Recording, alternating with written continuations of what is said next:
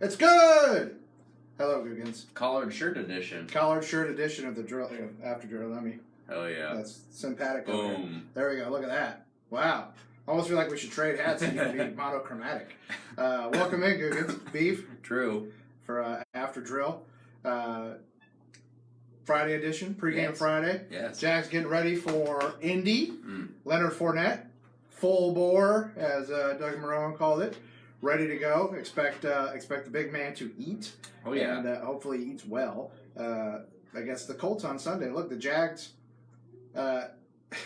It's such a stupid cliche to keep calling these things must wins, but at this point, yeah, this one's a must win.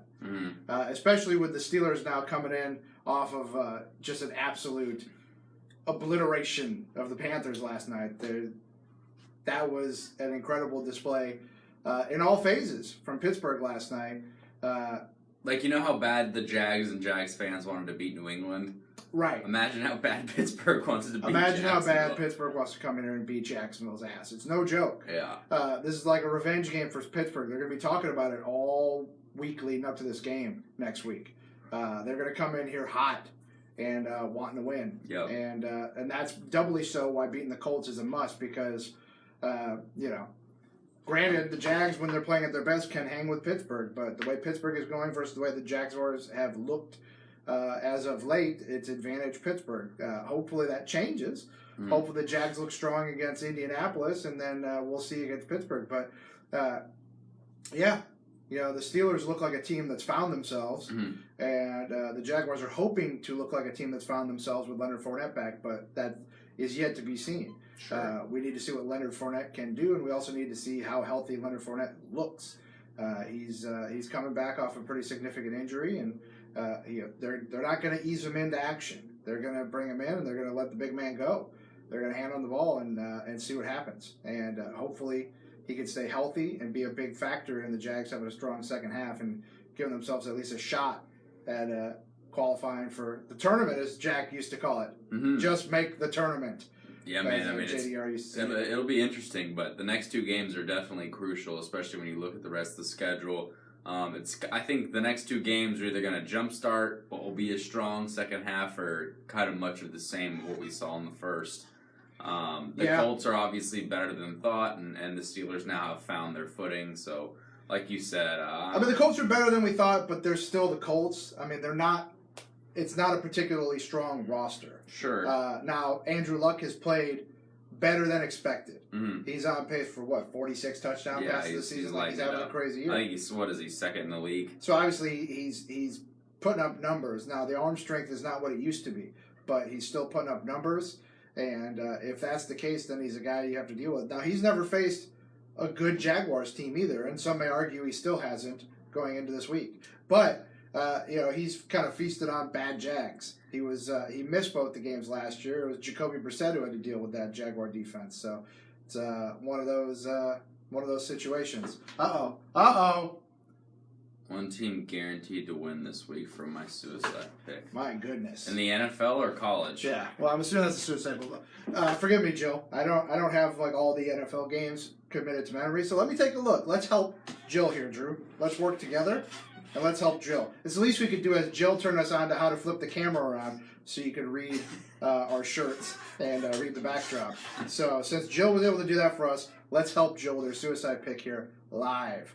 I would say Pittsburgh's a good pick. Yeah, they're definitely going to win. So we've got the Jags at Indy. I wouldn't pick that. Buffalo and the Jets, I don't feel good about that one. New Orleans in Cincinnati. Don't know how I feel about that one. KC, Arizona. KC, Arizona might be a good one. Chargers, Oakland. Yeah, that might not be a bad one either. I would say, I would say either KC over Arizona or the Chargers over Oakland would be your better picks as far as games you would want to really bank on coming through this week, especially if you're just picking straight up a winner. If you're dealing with a spread, that's another story. The Chargers got a huge spread in Oakland. Giant home dog are the Raiders. 10 I don't ever feel great about big NFL spreads. Yeah, big NFL spreads, but especially when it's the home dog getting the bone, man. I never feel great about those lines. That being said, though, I would think the Chargers and Cardinals are setting no spread. Are are probably your best bet Yeah. to be winners, which means knowing our luck, neither one of them will come in and you'll get hosed here. But best of luck to you. Fingers crossed. I would be on shocked. the suicide poll. I'd be shocked if either one. We only of them expect lost. 5% of your winnings. Yeah. If it Send comes them through. Yeah, that's our standard cut. Stroke that's our check. vig. Yeah. As the odds makers like to put. Speaking of odds, Drew. Yeah. This became a talker around the building the last couple days, and in the Twitter sphere a little bit too. A guy who was a former scout said that somebody had told him that he thought that Alabama could beat the Oakland Raiders. Yeah. And he said he agreed, and our own Leon Searcy from the Midday Chalk said he also felt like the Raiders would lose to the Alabama Crimson Tide. Now, no, they wouldn't. The guys at Odds Shark went ahead. Now, they didn't factor in the Raiders. They used Buffalo as their scapegoat for the worst team in the NFL, but really, potato. Yeah. With the Raiders and Bills, they both are awful. You Uh-huh. also probably use the Giants in this scenario and find equal results. Mm-hmm. According to Odds Shark, they put up a hypothetical line for a Bama-Bills matchup to occur. Mm-hmm. Their line, have you seen this? I haven't. The line... do you hazard a guess what the line would be if the Buffalo Bills were to play the Alabama Crimson Tide right now? Obviously the Bills are a favorite. By 10. What are they, a favorite by 10? 28.5, Drew. Okay. 28.5. Good. And you know what? I agree. People get way hyped on NFL teams that are bad and college teams that are good. And they get way too high on the college team that's good. And look, Alabama is a great college football team. They arguably, depending on how this season goes, may be among the greats of all time. Yeah. But Alabama, on its current roster, has, what do you think? 6? Man, this is why maybe 8 guys who are going to... The argument is so dumb. Be NFL contributors? Like you said, an NFL roster is literally a bunch of guys full of NFL football players. It's 53 guys that were the dude. They're grown ass men. Yes. Playing against 18 to 22-year-old boys. Yes. And then, like you said, on Bama, you have X amount of NFL players, but your whole roster is not NFL. And all these guys that you think are no good in the NFL were studs in college. Nathan Peterman was a pretty good college quarterback. Do you think Derek Carr would do pretty good if you put him... Like, take these guys, see what they did in college at their own age, then take what they know in the NFL, and then put them against what they would see as vanilla college defenses. Yeah. They would shred them. Dudes in the NFL, or dudes in college football, run so much more open. And don't just talk about the top level guys either. Yeah, Tua is going to be an NFL quarterback. There's dudes all over that Bama defense that are going to be NFL players. If you put Tua in an NFL game right now, no practice, no nothing, he would do horrible. Playing quarterback in college versus playing quarterback in the NFL is not even close to the same thing. Honestly, it drives me nuts that every year we have to have this conversation. Matthew says that Bama would have a shot. No, they wouldn't. No, this is a pick-your-score game for Buffalo. No, they wouldn't. Or Oakland. And by the way, again... I don't know if Bama scores. I don't know because we'll never see it. I don't care. It's a stupid argument. It's so one-sided. It's because you're not just talking about your first team guys. The top 22 on an NFL team are all the best guys. Like guys on Alabama. Guys on Buffalo's practice squad could probably start for Alabama. And the guys in the second team for Oakland or Buffalo are also the best guys at Alabama. Yeah. That's the thing. Yes, Alabama has NFL players, and yes, Alabama puts more guys into the league than anybody else. And yes, they've got guys on that team right now who are going to come in and be contributors in the NFL, no doubt.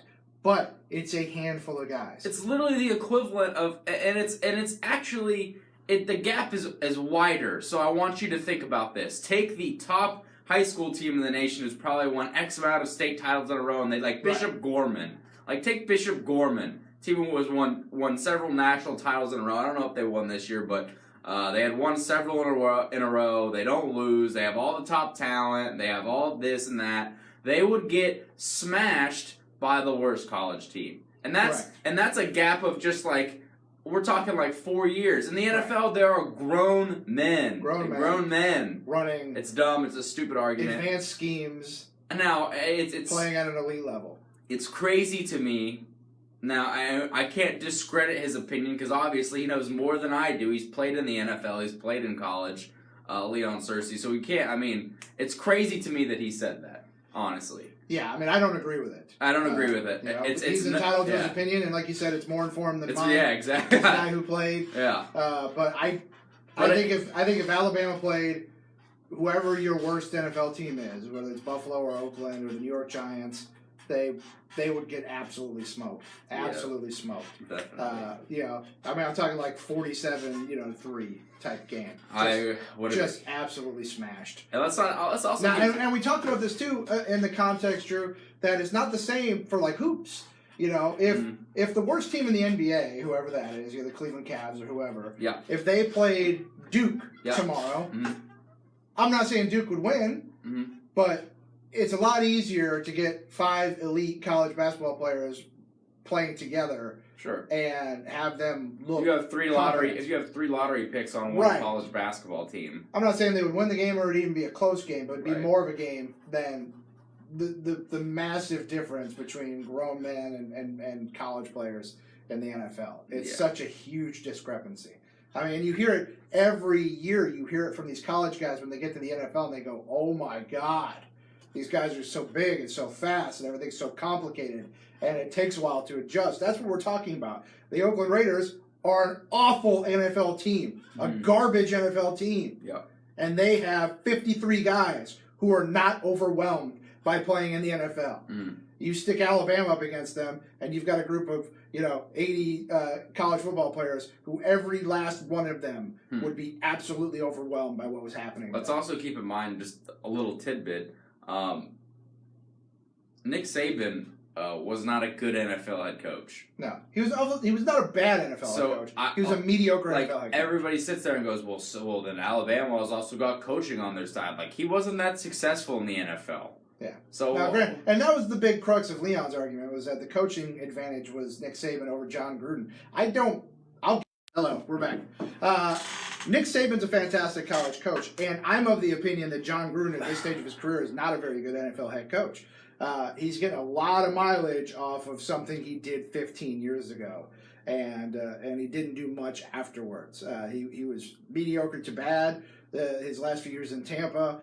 He spent a decade in the booth, and he's showing that he's still mediocre at best with the Oakland Raiders. It's a bad situation. They're paying him $100 million to be a bad head coach for 10 years. Yep. It's a bad situation. Mark Davis made a bonehead deal with John Gruden, and he's going to pay for it. But yeah, no. Alabama, no chance against a bad NFL team. No chance. It's 0. But who does have a chance, Drew? The Jags have a real chance Sunday against Indianapolis. Okay? We're 3-point dogs at the Dome. It's going to be cold as hell. It doesn't matter. It's an inside game.